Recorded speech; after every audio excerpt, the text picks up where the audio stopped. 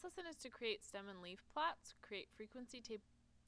A stem and leaf plot arranges data by dividing each data value into two parts. This allows you to see each data value. The last digit of the value is called the leaf. The digits other than the last digit of each value are called a stem. Key 2 to 3 means 23. The key tells you how to read each value. The numbers of defective widgets in batches of 1,000 are given below. Use the data to make a stem and leaf plot. 14, 12, 8, 9, 13, 20, 15, 9, 21, 8, 13, and 19. The tens digits are the stems. The ones digits are the leaves. List the leaves from least to greatest within each row. For zeros, we have 8, 8, 9, 9. For the ones, we had 12, 13, 13, 14, 15, and 19. And for the 20s, the twos, we had 20 and 21. Title the graph and add a key. Number of defective widgets per batch would be the title. And the key is 1 to 9 means 19. The season scores for the football team going to the state championship are given below. Use the data to make a back-to-back stem and leaf plot.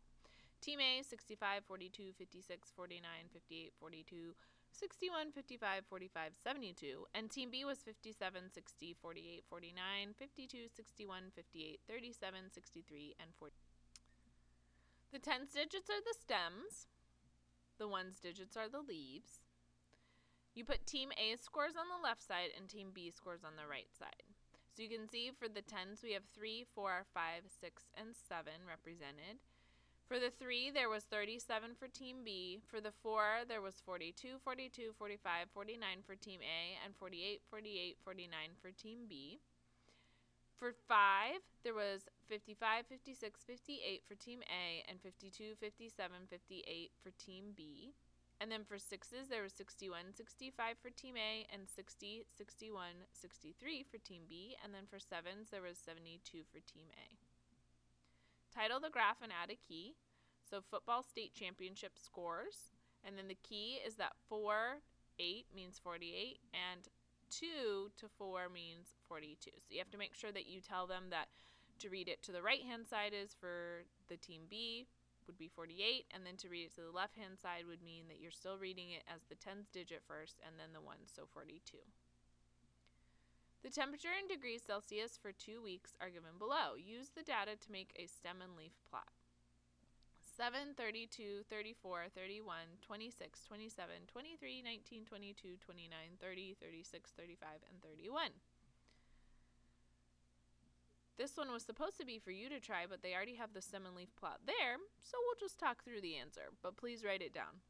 The tens digits are the stems, and the ones digits are the leaves. List the leaves from least to greatest within each row. So you can see that there are 7, 19, 22, 23, 26, 27, 29 for the 2s, and 30, 31, 31, 32, 34, 35, 36 for the 3s.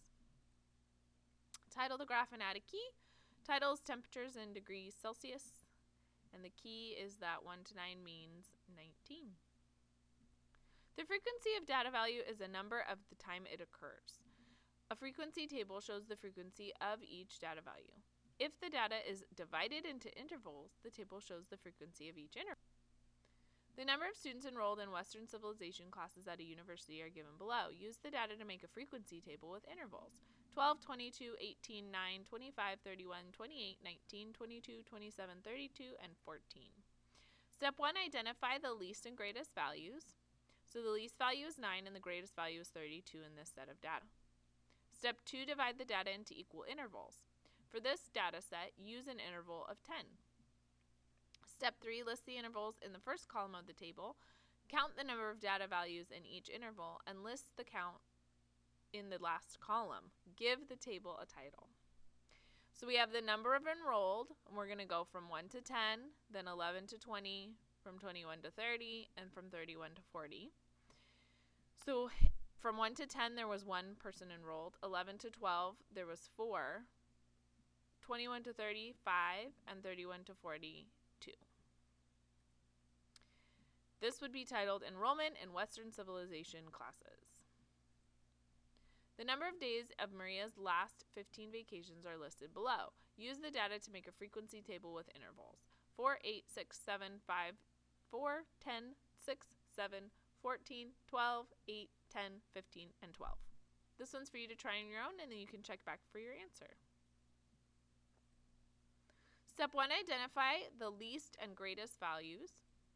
The least value is 4, the greatest value is 15. Step 2, divide the data into equal intervals. For this data, we're going to use an interval of 3. Step 3, list the intervals in the first column of the table, count the number of data values in each interval, and list the count in the last column. Give the table a title. So we went from 4 to 6 interval, 7 to 9, 10 to 12, and 13 to 15. So she had 5 vacations within the 4 to 6 day range, 4 vacations in the 7 to 9 day range, 4 vacations in the 10 to 12 day range, and 2 vacations in the 13 to 15 day range. And the title would be Number of Vacation Days. A histogram is a bar graph used to display the frequency of data divided into equal intervals. The bars must be of equal width and should touch but overlap. Use this frequency table in example 2 to make a histogram. Step 1, use the scale and interval from the frequency table. Step 2, draw a bar for each number of classes in each interval. So the table was from 1 to 10, there was 1 enrolled, from 11 to 20, 4, 21 to 35, and 31 to 42.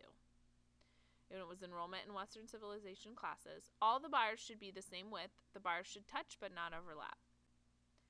Step 3, title the graph and label the horizontal and vertical scales. So you can see that the frequency is on the y-axis and the number enrolled is on the x-axis. It's titled Civilization Classes, same as the table was. And you can see that from 1 to 10, the bar goes up to 1. From 11 to 20, it goes up to 4. From 21 to 30, it goes up to 5. And from 31 to 40, it goes to 2. The bars are touching, but they do not overlap. Make a histogram for the number of days in Maria's last 15 vacations. Remember, it was 4, 8, 6, 7, 5, 4, 10, 6, 7, 14, 12, 8, 10, 15, and 12. Step 1, you're going to use the scale and interval from the frequency table. So if you remember, this was the frequency table that we made for the number of vacation days. So this one's for you to try on your own, and then you can check back for your answer. So step 2, we're going to draw a bar for the number of scores in each interval. All bars should be the same width. The bars should touch but not overlap. Step 3, you're going to title the graph and label the horizontal and vertical scales. So we would label this as vacation. The number goes on the y-axis, 1, 2, 3, 4, 5, and then the intervals go on the x-axis, which was the length of time. So from 4 to 6 days, there were 5 vacations. From 7 to 9 days, there were 4 vacations. From 10 to 12, there were 4 vacations. And from 13 to 15, there were 2 vacations. So remember, the bars should be equal width, and they should touch but not overlap.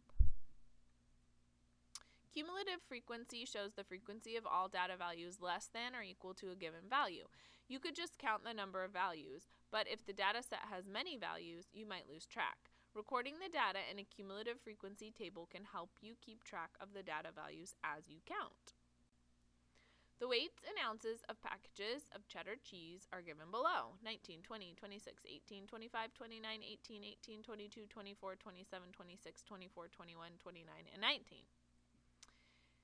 We're going to use the data to make a cumulative frequency table. Step 1, choose intervals for the first column of the table. Step 2, record the frequency values in each interval for the second column. Step 3, we're going to add frequency of each interval to the frequencies of all the intervals before it. Put that number in the third column of the table. So from 18 to 20 ounces, there were 6. So for the cumulative frequency so far, we have 6. From 21 to 23, there were 2. So then if I add 2 to the 6 we already have, it's 8. From 24 to 26, there were 5. If I add 5 to the 8 we've already added up, then it's 13 in the third column. And then from 27 to 29, there were 3. And so we would add 3 to the 13 we already have, and we would have 16. Step 4, title the table, and we're measuring cheddar cheese. How many packages will weigh less than 24 ounces? All packages less than 24 ounces are displayed in the first 2 rows of the table. So look at the cumulative frequency shown in the second row. There are 8 packages with weights under 24 ounces. So you can see that from 18 to 23, we had a total in our cumulative frequency column of 8.